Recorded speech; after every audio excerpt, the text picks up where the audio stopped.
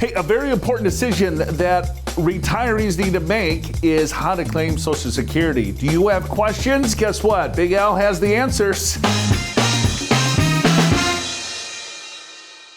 Welcome to the show, everyone. Show's called Your Money, Your Wealth. Joe Anderson here. I'm a certified financial planner, president of Peer Financial Advisors, and of course, I'm with Mr. Social Security himself, Alan Clopine. Well, I would say you are Mr. Social Security, but we'll see who knows more, right? Yeah, well, you're closer in claiming Closer to the age? Yeah. That is a true statement. We're going to break it down. We're going to break down the most common questions that all of you have in regards to Social Security, because there's 2,700 rules in the rule book of Social Security. Do you know them all? Of course not. This is confusing stuff. We got the answers. That's today's Financial Focus. All right, why is this important? Well, reliance on Social Security. 37% of men need Social Security for over 50% of their income, 42% of women. So this is a huge part of the retirement income strategy, over 50% for almost half here. Right? Social Security was not meant to replace our incomes. It is a supplemental income, but people are leaving hundreds of thousands of dollars on the table because they're not claiming correctly. Let's figure it out. Let's bring in the big man.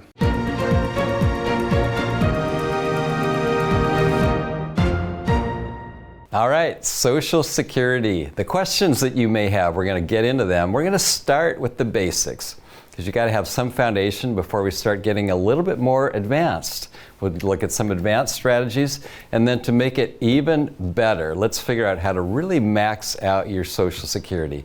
So Joe, I think this is a topic that virtually everyone needs to listen to, or almost everybody, virtually everybody, because almost everyone is covered by Social Security. It doesn't matter necessarily how big of a net worth they have, right? I think this is really important to most people because, we pay into the system year after year, and we want to make sure that we maximize those benefits coming out. So let's get into it. There's 4 different types of benefits in the Social Security Administration system. There's a standard retirement benefit. Then there's a disability benefit. There's a survivor benefit and a supplemental benefit. There's also a spousal benefit. So if you are married and you've never put into the system, but as long as you have a spouse or been married to a spouse for at least 10 years, you can claim on your spouse's benefit, which would be 50% of their full retirement benefit or 50% of an ex-spouse's benefit. Disability, so there's a disability benefit if you qualify. It's pretty challenging to qualify for disability benefits, but there is a pool of money here for disabled workers to get a benefit. A survivor benefit is also pretty big. So you are married, one spouse dies. So then let's say if they're both claiming Social Security, if one spouse dies, that benefit goes away, but the surviving benefit or the benefactor will take the higher of the two. So there's still going to be some income in the family, and they just try to maximize that as much as they can. If you're married, you pass, and you have children or dependent parents, also will have a benefit here. And then supplemental benefits. Yeah, supplemental for disabled adults or if you're 65 and older with limited resources, you could get a supplemental as well. Let's talk about where does all the money come from to pay for this? Because everyone's worried about Social Security funds running out. Well, every single year, our government is collecting Social Security and Medicare from our pay. The Social Security part is 6.2%. The Medicare part is 1.45%. You add those two together, it's about 7.5%, a little bit more. So that's how much we have withheld from our paycheck. And then your employer is matching that. They're paying the same amount. So there's another 7.5%. So it's about 15% going to the government for Social Security. That's what's paying all of these costs for retirees. Now, if you're self-employed, you probably heard there's larger taxes when you're self-employed. It's actually the same tax. It's just that you're the employee and the employer, so you have to pay both taxes, so it's about 15%. Yeah, and the maximum is $168,600. So once you breach that income threshold, then the Social Security tax, the Medicare tax still comes into play, but Social Security tax is no longer taken out of your check.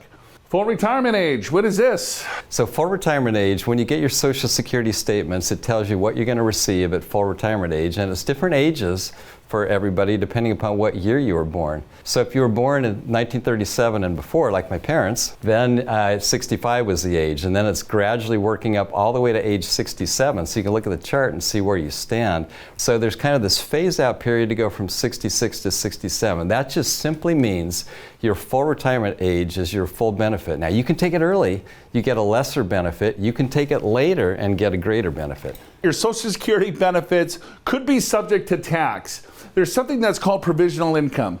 And what provisional income is going to be your adjusted gross income with an add back. And they're going to take half of your Social Security and add it back to that adjusted gross.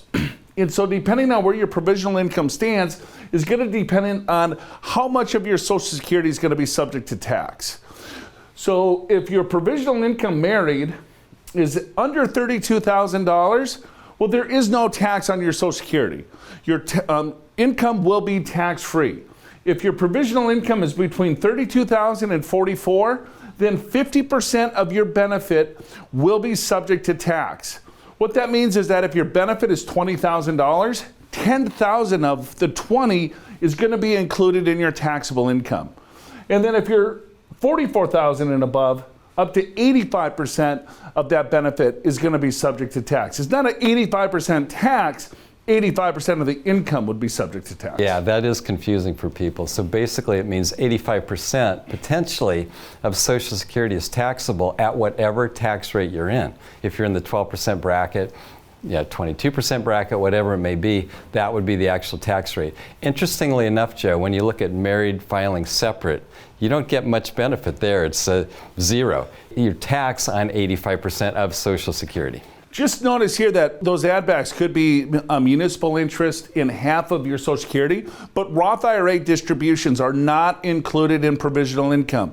So as you're thinking of a tax strategy, as you're creating income from your overall portfolio, if everything is coming from a retirement account, right, and then you're spending more than, or you're taking more than $30,000, $40,000 out, just realize that that's going to affect your Social Security tax. If you're going to do a Roth conversion and you're going to add income, depending on how much other income that you need or want, it's going to affect your Social Security, and it could affect the Social Security tax.